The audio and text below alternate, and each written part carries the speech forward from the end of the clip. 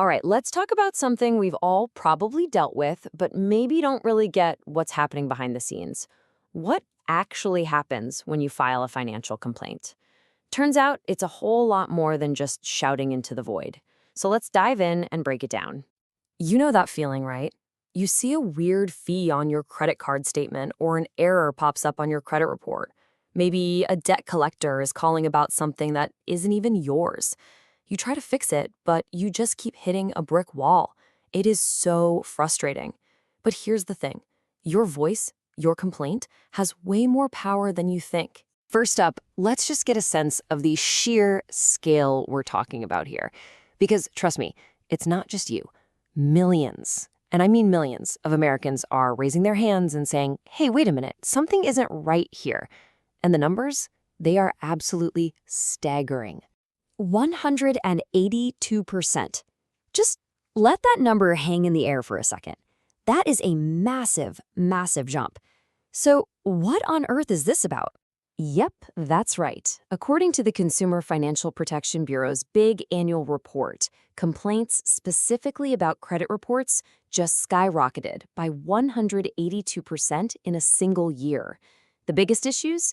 People are finding totally inaccurate stuff on their reports, and then they get stuck in this loop where the credit agencies just won't remove the errors, even when someone has a police report proving identity theft. And this chart really lays out the biggest financial headaches people are facing.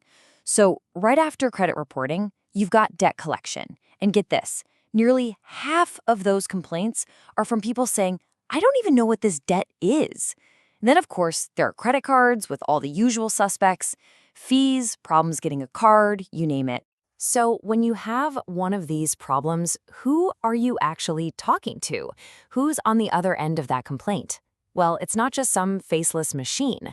There's a whole ecosystem of regulators out there, and two of the main players you need to know about are the CFPB and your state attorney general. Okay, so the CFPB and the state AGs, they have different jobs, but they work together. You can think of the CFPB as the big federal watchdog. It looks at the whole country, supervises the huge national banks, and it's kind of like the central library for all this complaint data. Now, your state attorney general, or AG, they're the top cop for your state's laws. They're much more local, they often deal directly with citizens, and they can sue companies on your behalf. They've got different tools, different jurisdictions, but they're both on the same team. So now we know who is handling these complaints. But how are they supposed to be handled? Because when you submit a complaint, you're actually kicking off a very specific official process. First off, what even counts as a complaint? You might be surprised at how simple it is. According to the CFPB, you do not need to be a lawyer. You don't have to point to a specific law that was broken. All you have to do is say you're dissatisfied or that you suspect something shady is going on with a company based on your own experience. That's it. That's the bar. Pretty low, right? Now, once a company gets that complaint, they are supposed to follow this whole structured process.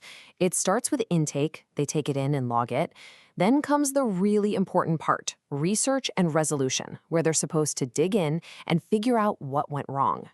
After that, quality control is meant to check their work. And this is crucial. Post-complaint actions, where they analyze what caused the problem in the first place so it doesn't happen again. And finally, they report on all of this to their own bosses. In a perfect world, this is how it works.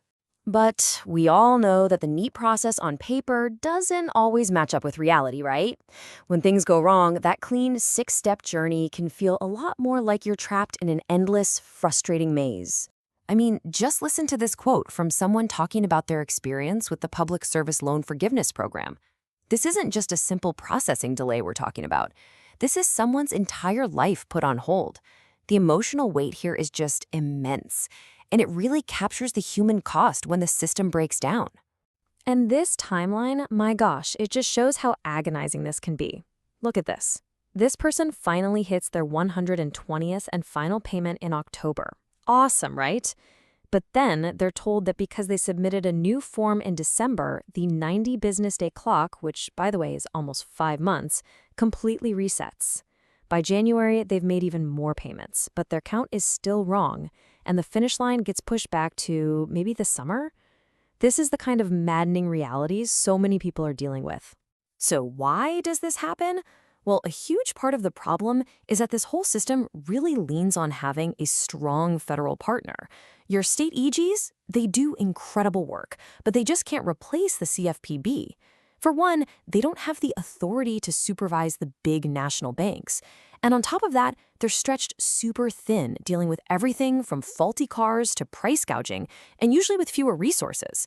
That's why the CFPB, with its national reach and its laser focused on financial issues, acts as what they call a force multiplier. It makes all that state-level work even more effective. But here's the thing. Even when the system feels totally broken for you as an individual, your story doesn't end there. Because your complaint is never, ever just about your problem. As legal experts point out, every single complaint is a piece of data. It's like a flare being shot up into the sky, signaling to regulators exactly where they need to point their flashlights. And honestly, this might be the single most important thing to take away from all this.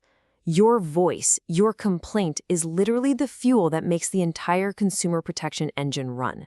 It is so much more powerful than just a way to fix your own problem. So how does that work exactly? Well, that complaint you file, it's one of the main ways state attorneys general even find cases to begin with. A lot of times, they can't even start investigating without that first trigger. On the federal side, your story helps the CFPB figure out which companies need a closer look. It tips off consumer advocates to new scams, and ultimately, all those individual stories come together to create the hard data that proves a problem isn't just a one-off, it's widespread. What this all boils down to is that it's not just you fighting against some giant faceless company. No way. When you file a complaint, you are sending up a signal. You're joining your voice with thousands of others to create a giant map that shows exactly where the problems are. You are pointing the watchdogs in the right direction. So, the next time you're staring at that frustrating charge or stuck on an endless phone tree, just remember this. You're not just a customer with a problem. You are a source of vital intelligence for the very system designed to protect all of us. Your complaint is a single data point in a much, much larger story. The only question left is, what story will yours tell?